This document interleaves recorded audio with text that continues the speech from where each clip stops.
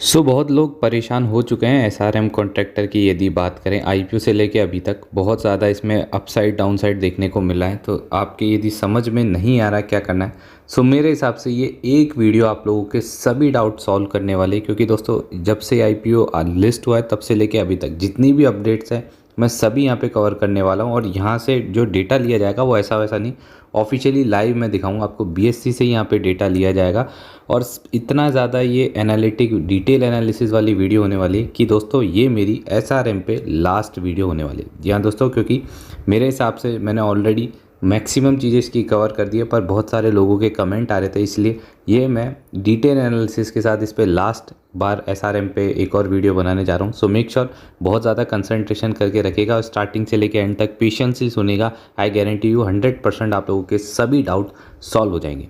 चलिए दोस्तों वीडियो को स्टार्ट करते हैं।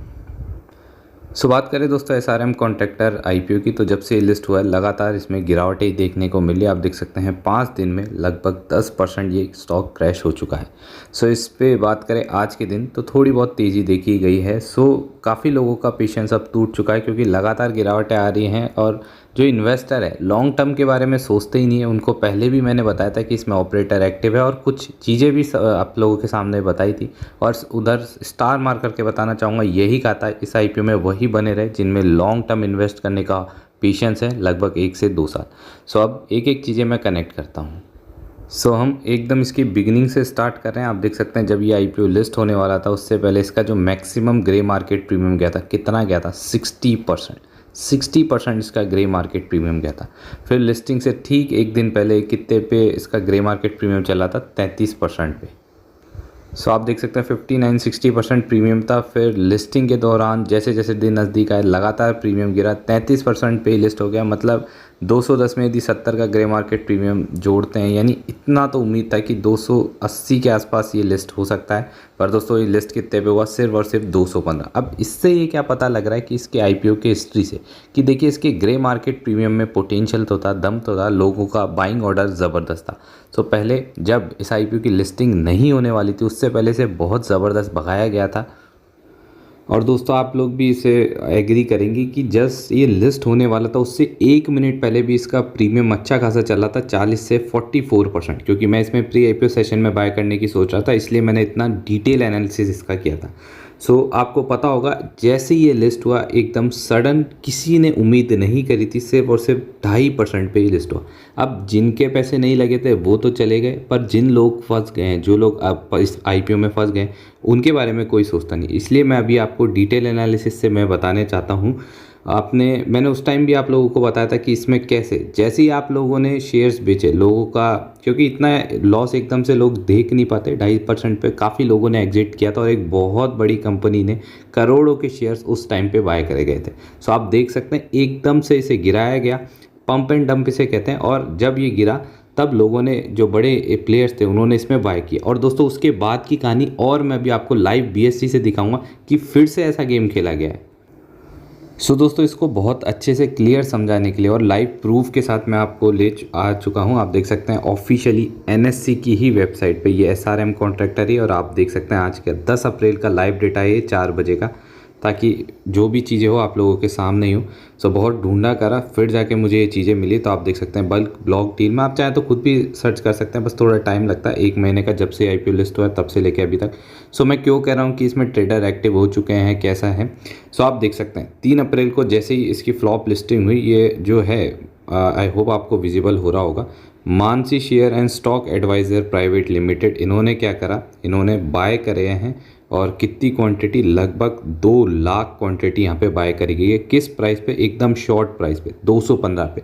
जब लोगों ने डर के बेचा एकदम से, तो इन्होंने, आप देख सकते हैं 2 लाख ये प्राइस नहीं है, 2 लाख शेयर्स हैं। इतने शेयर्स इन्होंने क्या करे गए हैं, बल्क में बाय करे गए हैं। यहाँ पे आप साफ देख सकते हैं।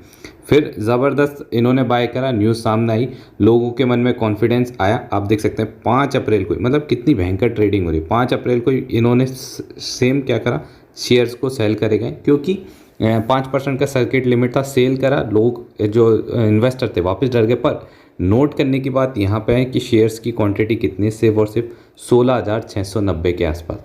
तो कह सकते हैं 17,000 क्वांटिटी इन्होंने शेयर्स कर गए, फिर प्राइस को गिराई गई। सो लोगों के मन में और डर बैठ गया, लोगों ने बेच दिया।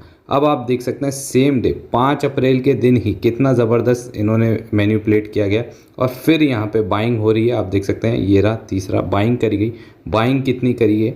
1,80,000। मतलब आप देख सकते हैं सेम डे पे 17,000 यहाँ शेयर्स बेचे गए डरा के। जैसे ही लोगों ने बेचना शुरू करा वहाँ से 1,80,000 क्वांटिटी बाय करी गई है एट अ प्राइस ऑफ 225 पे। सो आप देख सकते हैं 228 पे शेयर को सेल करा जा रहा है और 225 पे यहाँ पे बाय किया जा रहा है।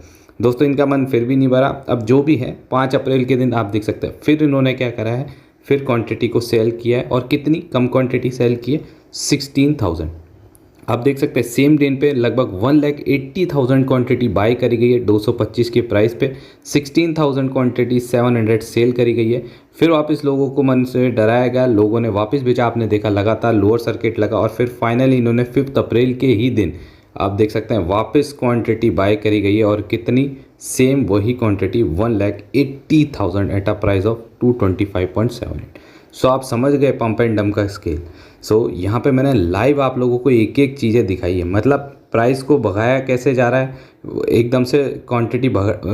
जो इन्वेस्टर्स हैं, बड़े इन्वेस्टर, ये जो आप लोगों ने नाम सुना होगा मानसी शेयर ओनर, इन्होंने क्या करा, जैसी लिस्ट कम कराया फिर लोगों ने पैसा बेचा। एक अच्छे जो 30-40% ईजिली रिटर्न दे सकता था उसे सिर्फ 5% पे ईजिली खरीद लिया। लोगों ने डर के मारे इसमें बेच दिया, इन्होंने बाय करा और ये कर हैं एक एक आपने देखा 12-14 लाख शेयर्स खरीद रहे हैं और सिर्फ 30-40 हज़ार शेयर्स बेच रहे हैं, जिसके कारण प्राइस को गिराया जा रहा है और ये ज़बरदस्त मुनाफा कमा रहे हैं। सो इससे पहले भी मैंने बताया था इसमें ऑपरेटर्स एक्टिव हो गए हैं, वो 3 अप्रैल का दिन था और अभी 5 अप्रैल का आप वापस देख सकते हैं। सो अब आप लोगों के सामने मैं कुछ नहीं कहूँगा कि इसमें ऑपरेटर हैं या नहीं है, लाइव आप लोगों को मैंने सब चीज़ें दिखा दी। सो दोस्तों उस टाइम भी मैंने बताया था, अभी भी बताऊंगा, ऐसा सेम आईपीओ आया था, Uday Shiv Kumar IPO infrastructure, same business ये करता था और इसका भी सेम जब ये लिस्ट हुआ है हमारा एसआरएम कॉन्ट्रैक्टर, उससे 1 साल पहले ये लिस्ट हुआ था सेम डेट पे और इसका भी सेम ऐसा ही हुआ था। जैसे ही इसकी लिस्टिंग उससे ज़बरदस्त इसे गिराया गया था, किसी को उम्मीद नहीं थी ऐसा हो सकता है। और मैं कुछ चीज़ें दिखाना चाहूँगा कि लॉन्ग टर्म में कैसे पैसा बनता है। जिन लोगों ने डर के बेच दिया होगा उनको डेफिनेटली लॉस हुआ होगा। अब आप देख सकते हैं 35 रुपये इसका अपर प्राइस बैंड था और आज ये कितने पे चल रहा है, 58 रुपीज़ पे। मतलब ये तो है कि खुद का लॉस तो रिकवर हो ही गया जिन्होंने होल्ड किया होगा और आज उन्हें प्रॉफिट भी हो रहा होगा। सो ये लॉन्ग टर्म की कहानी है। सो दोस्तों अभी तो हमने देख लिया कैसे इसमें ऑपरेटर्स ने पंप एंड डंप की स्कीम करी और इस एसआई सेम आईपीओ का क्या कंडीशन ली थी और लॉन्ग टर्म में लोगों को कैसे रिवॉर्ड मिला था। अब हम रियलिटी देखते हैं कि क्या वाकई में इसमें दम है क्या नहीं। सो इसलिए मैं आपको देख सकते हैं, आप इसका बिज़नेस वापस से बता देता हूँ। जो नए हैं ये जम्मू एंड कश्मीर और यूटी हमारे हैं, वहाँ पे कंस्ट्रक्शन से रिलेटेड काम करता है, जो कि बहुत ज़्यादा ज़बरदस्त चीज़ है इस टाइप की गवर्नमेंट की। मैं पहले भी कहता था, अभी भी कह रहा हूँ कि इसका जो फ्यूचर है, ये अगर ये गवर्नमेंट वापस से आती है तो मेरे हिसाब से ऐसे सेक्टर्स को बहुत ज़बरदस्त बूस्ट मिलने वाला है। यदि आपने अभी न्यूज़पेपर भी रीड किए होंगे तो रियलिटी सेक्टर पिछले 10-15 साल में इतना नहीं भागा कंस्ट्रक्शन सेक्टर जितना अब भाग रहा है। उसका रीज़न सिर्फ और सिर्फ मात्र एक है, क्यों, हमारी गवर्नमेंट इन चीज़ों को बहुत सपोर्ट करी। अब कुछ चीज़ें मैं आप लोगों के साथ इसमें दिखा देता हूँ। आप देख सकते हैं कैसे पहले पंप करा, फिर डंप करा, फिर वापस पंप किया। सो इसमें जीतता कौन है? जीतते वही हैं जो लॉन्ग टर्म में पेशेंस रख के बने रहते हैं। बाकी आप लोगों का डिसीजन रहना चाहिए जो भी रहे। यदि आप लोग खुद का रिसर्च एनालिसिस करके ही डिसीजन लेंगे तो मेरे हिसाब से आपको दिक्कत नहीं आएगी। बाकी मैंने इसमें बहुत डिटेल एनालिसिस किया है और इस वीडियो के एंड में मैं और भी जो वीडियो इसी की रिलेटेड है वो आपको शेयर कर दूंगा, ताकि आप उससे यदि समझेंगे तो आपको और भी चीज़ें आसान होगी। सो आप देख सकते हैं एसआरएम का यदि पी की बात करें तो सही वैल्यूएशन पे 25 का पी है। यदि हम मैक्रोटेक डेवलपर्स की बात करें तो इसका 71 है और नेशनल स्टैंडर्ड की 764। सो ऑल ओवर एक एवरेज ठीक ठाक पी है, पर इसका कंपैरिजन करना अभी थोड़ा सही नहीं होगा क्योंकि आपको पता है अभी न्यूली लिस्टेड ये आईपीओ है। सो बात करें इसके परफॉर्मेंस की तो आप देख सकते हैं हर साल में इसकी सेल्स बढ़ी है 160 करोड़ से 264 करोड़ और फिर 30 करोड़। यदि ऑपरेटिंग प्रॉफिट क्या होता है, कंपनी जो बिजनेस करे उससे धंधा कैसा चला है, तो आप देख सकते हैं फाइनेंशियल ईयर 21 में 17 करोड़ का प्रॉफिट था, फिर 30 करोड़ हुआ और फिर 38 करोड़। तो हर साल में प्रॉफिट तो इनका इंक्रीज हो रहा है, कंपनी का बिजनेस लगातार बढ़ रहा है। यदि हम नेट प्रॉफिट की भी बात करें, आप देख सकते हैं 8 करोड़ थे, फिर 22 में हुआ 18 करोड़ और फिर फाइनेंशियल ईयर 23 में हुए 19 करोड़। सो बात करें रिजर्व्स की भी तो आप देख सकते हैं 46 करोड़ के कंपनी के पास रिजर्व्स है। बस एक ही इसमें जो ड्रॉबैक है वो है 47 करोड़ का इस पर कर्जा। छोटी कंपनी है पर नो डाउट कंस्ट्रक्शन से रिलेटेड कंपनी है तो उन्हें कर्जा तो लेना ही पड़ेगा, क्योंकि बहुत बड़े बड़े प्रोजेक्ट्स करने के लिए उन्हें कैपिटल चाहिए ही होता है। सो असेट्स ठीक है कंपनी के, नई कंपनी 137 करोड़ के असेट्स हैं। सो सबसे ज़बरदस्त चीज़ मैं अब आप लोगों को दिखाना चाहूँगा, अभी न्यूली लिस्टेड ये कंपनी है जिसमें प्रमोटर होल्डिंग आप देख सकते हैं 72% की प्रमोटर होल्डिंग है। बहुत बड़ी बात है दोस्तों। उससे ज़बरदस्त बात यह है एफआईज और डीआईज की भी होल्डिंग इसमें देखने को मिली। आप देख सकते हैं एफआई 6%, मतलब बहुत बड़ी बात होती है। जो शेयर मार्केट में लॉन्ग टर्म से जुड़े हुए हैं उन्हें पता होगा 6 से 7% होल्डिंग एफआईज की है। और आप देख सकते हैं डीआईज ने भी इसमें 5% की होल्डिंग दी है, जस्ट अभी अभी ये लिस्ट हुआ है। सो ये एक बहुत बड़ी बात है। सो सभी चीज़ें मैंने आप लोगों के सामने रख दी है। अब इसे होल्ड करना है कि नहीं ये टोटली आपका डिसीजन होना चाहिए। बाकी मैं यही कहूँगा कि इससे ज़्यादा डिटेल मैं आपको नहीं बता सकता। मेरे हिसाब से इस हार्ड वर्क को आप लोग ज़रूर लाइक करेंगे, क्योंकि दोस्तों बहुत मेहनत लगी है। 1 घंटे की चीज़ मैंने आपको 10 से 12 मिनट में समझाने की कोशिश करी। बाकी आप लोग क्या करने वाले हैं कमेंट सेक्शन में